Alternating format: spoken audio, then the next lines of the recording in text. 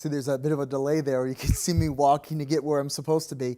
Hey, everyone, welcome back here to the Rundown on Fox West Texas. As promised, it was another warm one, straight up hot across West Texas today. And as we end July and look forward to August, it makes sense, right? Temperatures this afternoon climbed to 103 out at Mathis Field. We started the morning out at 70 degrees. 72 and 96 is where we should be for this time of year, but it was as hot as 110 degrees set back in 1912, and it's chilly, at least to start in the morning, at 59 degrees. We have had no rain today, but now we're starting to creep on not having a surplus for the month anymore. And here in about 2 days, we'll actually be in a deficit for the month, still about 2 1/3 inches there above normal for this time of year out at Mathis Field. Well, the lights have gone out at Mathis or in downtown San Angelo. We're sitting at 102 right now. Dew points are in the middle 50s, giving us a relative humidity about 22%. We've had some of that drier air mix again. I had somebody ask me, well, Ricky, how can we have a heat index value less than the actual air temperature? That's a very valid question. So dew points are in the 50s, but the relative humidity, which is a very, very large equation that we throw in together, is all dependent on the interaction between the true moisture content and, of course, the air temperature. And because we have a difference, a pretty large difference in there, there is a heat index value out there, but it's really not all that impressive. In fact, some areas not even picking up on heat index values. It feels like 102. Well, guess what? It is 102, and that's thanks to some drier air that is mixed in.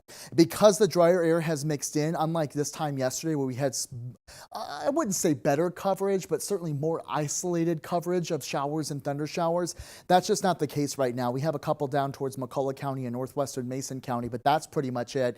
So we'll keep things dry overnight tonight, staying mostly clear to partly cloudy, much like we have been the past couple of days. Tomorrow, these are air temperature highs, 100 degrees in Brownwood, calling for 99 in Coleman, right around exactly what we saw today, almost a carbon copy forecast in San Angelo, upper 90s down along Interstate 10, and 102 in Albany. Now, where the humidity will be higher, or the dew point temperature, I do have heat index values, especially across the northeastern sections of the viewing area, northeastern sections of West Texas, from Eastland to Breckenridge to Albany, heat index values between 102 and 105. So, yeah, it's going to feel much like it actually is outside, which means we don't have a whole lot of that moisture content to talk about. Part of the reason why is this area of high pressure. It normally sits on top of us, and when that happens, like it did in 2011 and like it did for a 16-day stretch at this point last year, it allowed for temperatures to climb to 106 and even warmer.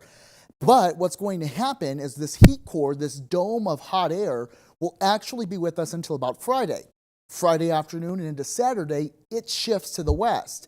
And as that happens, we'll see temperatures respond back closer to the upper 90s to lower 100s, not as hot as it will be today, and certainly not as hot as it will be tomorrow. And what happens is, as it weakens, it'll allow for a summertime cold front to arrive. It looks like by Saturday afternoon, Saturday night, and into Sunday, it's going to be very weak. It's not going to initiate a lot of shower and thunderstorm activity. In fact, two of the best models I look at, one shows more scattered rain across West Texas. The other one has no rain at all.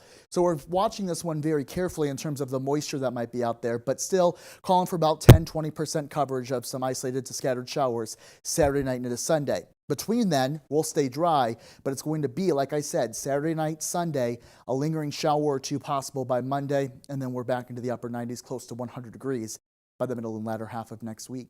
Your forecast tonight, though, will drop down to about 74. Mostly clear sky to partly cloudy, warm and muggy. Tomorrow, temperatures right where they were today, right around 102 to 103, depending on where you live. Heat index values between 101 and 105. So roughly the actual air temperature or just slightly above. The next 7 days, as I mentioned, has a weak summertime cold front. And we're not drastically dropping temperatures, guys. So Saturday will still be at 100 degrees in Abilene, but we'll drop to 94. Technically, that's below average, but it's still hot. 95 on Monday, 98 on Tuesday, back into the upper 90s by the middle of next week. And the Concho Valley, much of the same. Not a drastic drop in temperatures as that weak front passes. Saturday will be at 101. We'll drop to 74 Sunday morning, 98 by the afternoon, and then we'll stay in the upper 90s for Monday, Tuesday, and then back close to 100 degrees by the middle of next week.